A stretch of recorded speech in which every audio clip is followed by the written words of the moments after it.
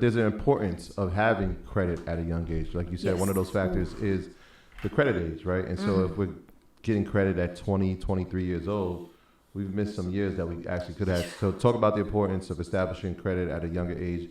Maybe talk about authorized users and things like that. Yeah, absolutely. So for the parents out there, I recommend every parent, if you can, if you have a credit card that you know you're not going to, pay late or whatever, with good history, I recommend to add your child at no later than 17.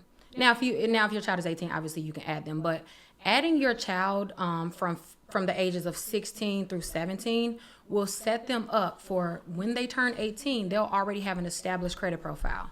Most people don't realize that you do not have a FICO score just because you turned 18. You have to have 6 months of credit history with at least 2 accounts before FICO will issue you a credit score, right? So as opposed to just starting at 18 and building your own credit, if you have a responsible parent that will put you on their credit card at least 6 months prior to your 18th birthday, you'll already start off, a little ahead of the pack, right? So as opposed to getting those entry-level credit cards, sometimes you can get quality offers because it's really easy to get a 700 credit score, especially if you have no collections or you haven't messed up your credit yet. It is super easy to get 700. So adding, if you have the opportunity to be an authorized user on a family member's card, and if you share an address with them, it's better because nowadays the anti-abuse laws affects trade lines, authorized users.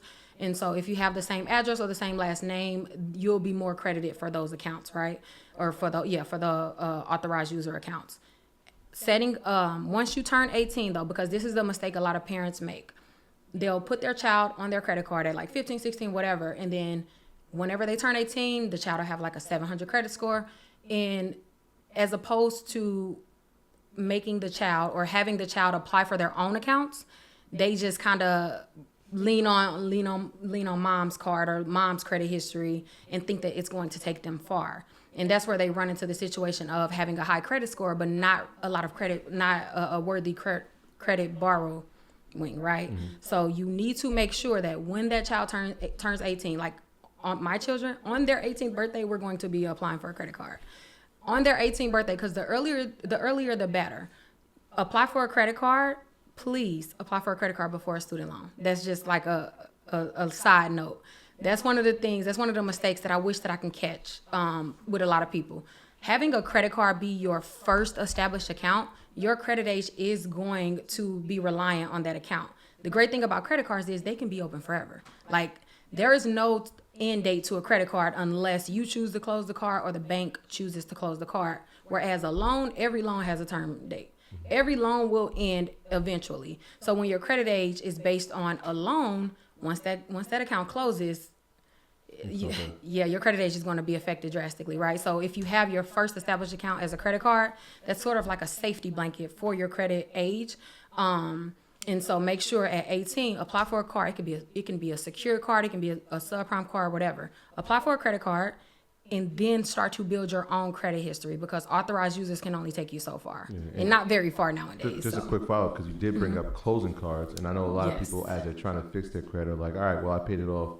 Let me close it. Talk about like how that could negatively affect your score as well. Yeah, it could.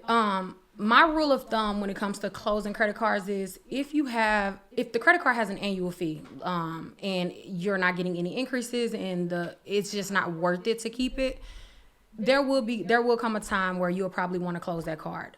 When you close that card is super important. Number one, if you are applying for any large purchase like a car or home within the next 6 months, it's not the time to close that card. Close it after you get your car, your home, whatever. The only time I would suggest you closing a credit card is if you know, like I said, 6 months free of any applications. And also make sure that you have another card before you close that card. Like do not, like I see people all the time, like I just hate this card, I want to close it, etc. And it's just like, that's going to do more harm than good. I have a $200 Capital One card that I've had since college. That card is still open. I haven't gotten an increase in years. I don't even care to use the card. I keep it open specifically because credit age. An aged credit card is the most beneficial thing that you can have on your credit report. That like the most. And it's one of those things that's like the gift that never stops giving because every single 3 to 6 months that a card ages, it's going to add more to your credit age and also your FICO points. So keep that in mind. So don't close a card unless you have to. If you have a card that you don't use, put a subscription on it. I have Netflix. Like pick one of your subscriptions that you probably have coming out of your bank account. Assign those to each of your credit cards so that it can have usage. So the bank will not close it due to non-usage. So what about putting your child on the credit card? Yeah. As a child.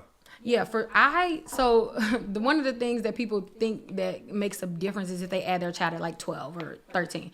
That doesn't make it, regardless if you add your child at 12 or if you add them at 17, it will not make a difference in terms of the effect that it will have on their credit reports. That's a misconception. However, me personally, I would suggest, like I said, adding your child at like 17. When someone adds their child at 13, to me, it just that's what 7 years, 8 years until they turn 18, and that's a lot of room. It leaves a lot of room open for a mistake. What happens if you get a late payment on that card, and now your child's credit will be affected before they can even establish credit? So we never know what can happen, right? So I just recommend, I'm adding my children at when they turn 17. Yeah. As long as you have 6 months before they turn 18, they're fine. Yeah, I was a beneficiary of that. So I was added to my mom's, I told this story before, but I was added to my mom's American Express card at 17. And so now even when I get the cards, it'll say member since 85, even though I was born in 82. But my credit history goes back that far. So it's over 37 years. So every time I get a new card, it gets averaged into that. Yeah. And so I think Dang, that's a blessing. It was a blessing, and it's still a blessing, actually. I still have the card because I just want that history, because for sure. that 37 years plus a 1, they average it, makes it like 16 years of credit age. So I'm like, that works perfectly. And American Express is a huge relation bank. Like, Indeed. Man, having a long-standing relationship with them, you can get anything. This is true.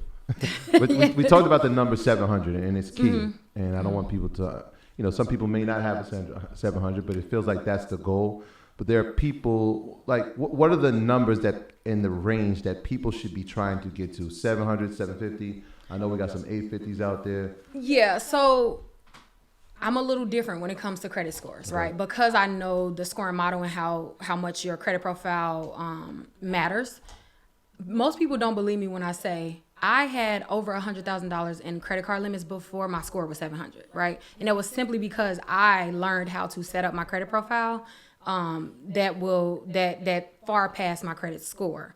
There's a lot of people who have over 700 and still can't get approved for over $10,000, $20,000, right? Because their borrowing power does not match their score. So I don't ever recommend a specific score. What I will say is, like I always say, a healthy profile will translate.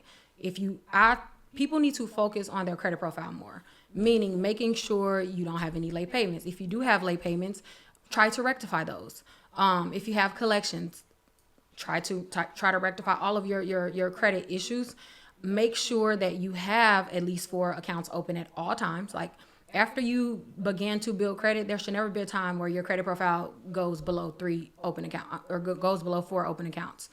Anytime, regardless, you can have an 800 credit score. If you do not have at least 4 accounts open, any application that you do, you're going to get what's called an empty profile penalty, right? And we don't see this as consumers. We can't see this on our credit score or our credit report. However, when it comes to lenders and how our credit reports are assigned and how they translate over to their system, if you have less than 3 accounts open, 4 accounts open, then regardless of your score, you're automatically penalized. You're automatically moved down to a lower tier of borrowing power, multiple tiers rather. So that's going to be more important, making sure you're not applying for let's just say an American Express card if you have just opened up 2 other credit cards in the last 6 months, right?